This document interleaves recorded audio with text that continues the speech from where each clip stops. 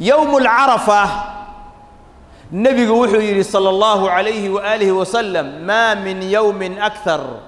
من أن يعتق الله فيه عبدا من النار من يوم عرفة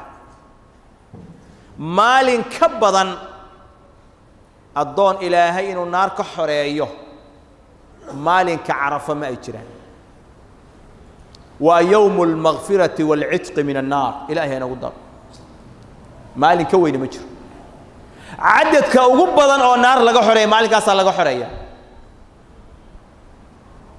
مركز النبي صلى الله عليه وسلم وحنا نو شيغيا صوم كمالين كمهمة أولية هي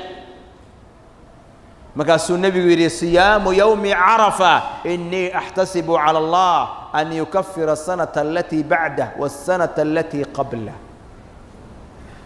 وحن إلهي كأجر حساب سنة يا مالين تاسون كذا إنه الدم بيجي ضعفكي هره هي كذا دم بالله إلهي يكون ضعف ويوم عظيم ولي وحو كبيغان هذا يوم سونكيسو هوري سنوها يوم الاثنين maalinta isniinta ayuu maalinkan Carafa ay ku beeganta soonkeeduna horay buu sunnaba u ahaa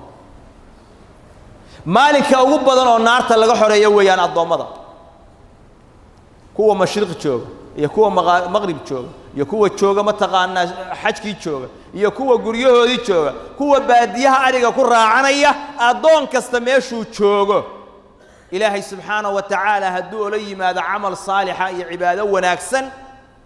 oo maalinka ilaahay uu waafajiyo wuxuu kamid yahay dadkaas dambigooda la dhaafayo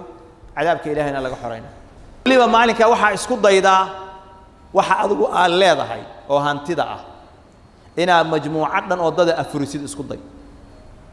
waa fursad dadku ayna wada fahansaneen waxa laga yaabaa dadka halkan fadhiya badankoodu waxay u go'aan inay maalinka Soomaan aysan dhaafin qof kasta go'aan bay u tahay maalinka inuu san dhaafin laakiin mid ku daro maalinka amalka la sameeyo waa amalka ilaahay agtiisa loogu jecel yahay sadaqada kamida waxa isku daydaa dariskaaga iyo majmuucada saaxiibada ah inaad tiraahdo la soo afura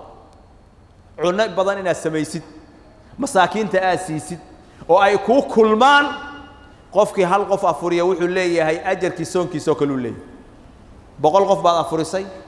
100kii qof oo aad afurisay soonkaaga ajarkiisa adoo leh 100 qof soonkood ajarkii ay lahaayeenna waa lagu qor bal ka war maalinka marka xasanaadka aad iyo aad in lagu didaasi gooniya